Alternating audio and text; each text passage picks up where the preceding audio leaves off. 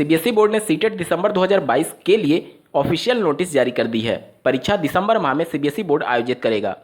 इन सबके बाद से ऐसे अभ्यर्थी जो पहले से सीटेट या फिर किसी भी राज्य की शिक्षक पात्रता परीक्षा वो क्वालिफाई कर चुके हैं, उनके मन में एक प्रश्न जरूर आ रहा होगा कि एनसीटी ने सभी वर्षों में क्वालिफाई किए हुए अभ्यर्थियों के सीटेट या फिर यूपीटेट या फिर किसी भी राज्य की टेट परीक्षा के सर्टिफिकेट को लाइफ टाइम के लिए वैलिड कर दिया है, तो क्या मुझे आवश्यकता है कि इस बार का सीटेट परीक्षा में सम्मिलित होना? भविष्य में शिक्षक भर्ती में जब आप सम्मिलित हो रहे होंगे तो कौन कौन सी परिस्थितियां बनेंगी, बाद में जाकर के आपको पछतावा ना हो कि आपने सीटेट की परीक्षा में दोबारा आवेदन क्यों नहीं किया। इन सबके रिगार्डिंग आज के इस वीडियो में हम लोग डिटेल में चर्चा करेंगे और अगले कुछ मिनट्स में आपको एहसास होने लगेगा कि सीटेट में आवेदन करना चाहिए अथवा नहीं। नमस्कार दोस्तों, मेरा नाम है नीरज और आप देख रहे हैं कैरियर बिट यूट्यूब चैनल। अगर आप इस चैनल पर पहली बार विजिट कर रहे हैं तो इसको सब्सक्राइब करते हुए बेल आइकन को प्रेस करना ना भूलें। एनसीटी के द्वारा जब टेट के सर्टिफिकेट को लाइफ टाइम वैलिड किया गया, उसके बाद से सीटेट की एक बार और यूपी टेट की एक बार परीक्षा हो चुकी है। अभ्यर्थियों को उम्मीदें थी कि आवेदन कम आएंगे, लेकिन यूपी टेट 2021 में जिस प्रकार से आवेदन आए थे उन सबको देखने के बाद से सबकी आंखें खुली की खुली रह गई कि जब टेट का सर्टिफिकेट लाइफ टाइम वैलिड हो चुका है तो फिर इतने आवेदन क्यों हो रहे हैं। उसके दो प्रमुख कारण हैं।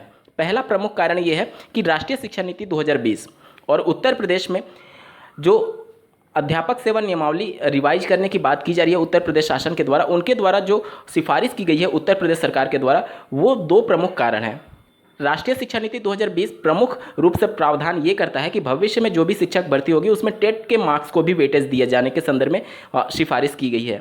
और जो एक अध्यापक सेवा नियमावली बनाई जा रही है उत्तर प्रदेश में भी, उसने भी उत्तर प्रदेश सरकार से ये सिफारिश की है कि भविष्य में जो भी शिक्षक भर्ती हो उसमें टेट के 1/4 यानी कि 25% अंकों को वेटेज देते हुए फाइनल मेरिट बनाई जाए। मतलब कहीं ना कहीं ये जरूर है कि भविष्य में होने वाली शिक्षक भर्ती में टेट के मार्क्स जोड़े जा सकते हैं अगर राष्ट्रीय शिक्षा नीति 2020 के महत्वपूर्ण प्रावधानों को उत्तर प्रदेश सरकार स्वीकार करती है या फिर किसी भी राज्य की सरकार स्वीकार करती है। तो ये तो विकल्प खुला रहेगा राज्य सरकारों के पास कि टेट के मार्क्स जोड़े जा सकते हैं। तो जिनका टेट क्वालिफाई होगा और वो बॉर्डर पर होंगे, कैटेगरी में 82 अंक और अनरिजर्व कैटेगरी में 90 अंक, वो निश्चित तौर पर चाहेंगे कि अपने मार्क्स को इंक्रीज करना, ताकि भविष्य में इनकेस अगर इसके मार्क्स को जोड़े जाते हैं तो इसके मार्क्स के वजह से वो बाहर ना हो जाए। आप देख रहे होंगे कि बिहार राज्य में जो सीटेट या फिर बीटेट की परीक्षा होती है उसके वेटेज तय किए गए हैं और जब फाइनल मेरिट बनाई जाती है तो उसके भी मार्क्स जोड़े जाते हैं। तो इस प्रकार से अन्य राज्य के द्वारा ये नियम ना अपना लिया जाए, इस वजह से अभ्यर्थी बार बार सीटेट या फिर यूपी टेट में सम्मिलित होकर के अपने मार्क्स को इंक्रीज करने की कोशिश करते हैं ताकि भविष्य में अगर इनके मार्क्स जोड़े जाएं तो वो शिक्षक भर्ती से बाहर ना हो जाएं। तो अगर आपको भी लगता है कि आपके मार्क्स कम हैं और आप इससे बेहतर प्रदर्शन कर सकते हैं तो आपको निश्चित तौर पर सीटेट और आने वाली यूपी टेट की परीक्षा में सम्मिलित होना चाहिए अपने मार्क्स को इंक्रीज करने के संदर्भ में। दूसरा, ऐसे अभ्यर्थी जो कि कैटेगरी से बिलोंग करते हैं और 82 से 89 अंक के बीच में हैं, आप लोग ध्यान से सुनिएगा, जो कैटेगरी से बिलोंग करते हैं और 82 से 89 अंक के बीच में सीटेट क्वालिफाई हैं, उनके लिए विशेष प्रावधान मैं बता रहा हूं कि आपको निश्चित तौर पर इस सीटेट की परीक्षा में सम्मिलित होना चाहिए।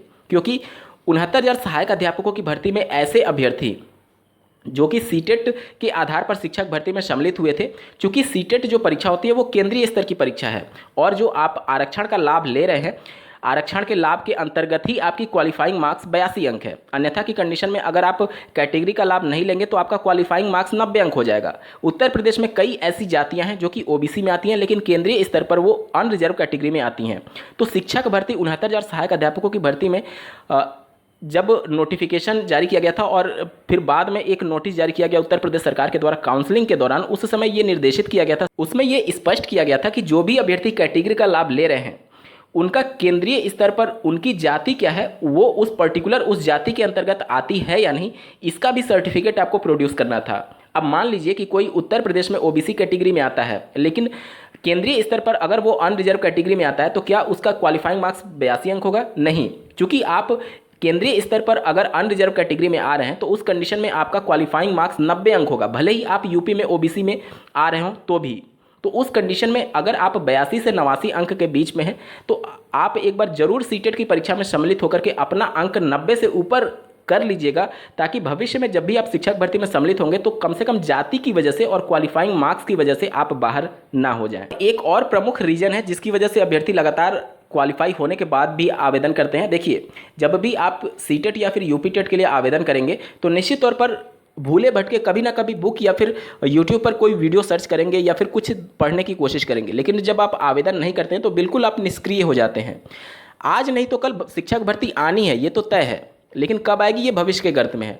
तो अगर आप फ्लो में रहेंगे पढ़ाई के तो आपको भविष्य में बेनिफिट ही होगा, आपका कोई नुकसान नहीं होगा। और अगर आपको कोई फाइनेंशियली बहुत ज़्यादा प्रॉब्लम नहीं है तो आप सीटेट और यूपीटेट में आवेदन करते रहिए, भले ही आप पहले से क्वालिफाई कर चुके हैं। इससे आप पढ़ाई के साथ फ्लो में बने रहते हैं। मैं यहाँ पर बार बार बोल रहा हूँ कि अगर आपकी फाइनेंशियल प्रॉब्लम नहीं है, उस कंडीशन में अगर आपके पास फाइनेंशियल प्रॉब्लम है, पैसे की दिक्कत है, तो आप आवेदन ना करिए, लेकिन पढ़ाई करते रहिए। इस तरह एक फ्लो में आप बने रहेंगे और शिक्षक भर्ती जब भी होगी तो कम से कम आपको इन सभी चीज़ों का बहुत बड़ा बेनिफिट मिलता है। क्योंकि ऐसे अभ्यर्थी जो पहले से क्वालिफाई कर लिए हैं और वो तो मान रहे हैं कि हम तो क्वालिफाई कर चुके हैं, भले 4 साल बाद शिक्षक भर्ती है, वो बिल्कुल निष्क्रिय बैठ जाते हैं। लेकिन जब आप सीटेट यूपीटेट में आवेदन करेंगे तो कम से कम दिन में एक आध बार आधे घंटे एक आध घंटे बुक उठाएंगे तो कम से कम आप उस पढ़ाई के फ्लो में बने रहते हैं। दूसरा, अभ्यर्थियों के द्वारा ये प्रश्न पूछा जाता है कि उनको सीटेट या फिर यूपीटेट किस पर फोकस करना चाहिए।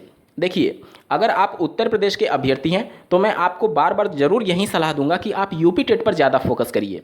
सीटेट पास करना इतना आसान है आज की डेट में कि एक निश्चित पैटर्न पर ही सीबीएसई बोर्ड परीक्षा का आयोजन करता है। सीटेट की सिलेबस को जब आप देखेंगे तो 50% पेडागोजी को वेटेज दिया जाता है और 50% प्योर कंटेंट से पूछा जाता है। लेकिन यूपीटेट की अगर बात करें तो उसमें 100% प्योर कंटेंट से प्रश्न पूछे जाते हैं। अब यहाँ पर थोड़ा सा मैं और स्पष्ट कर दूँ।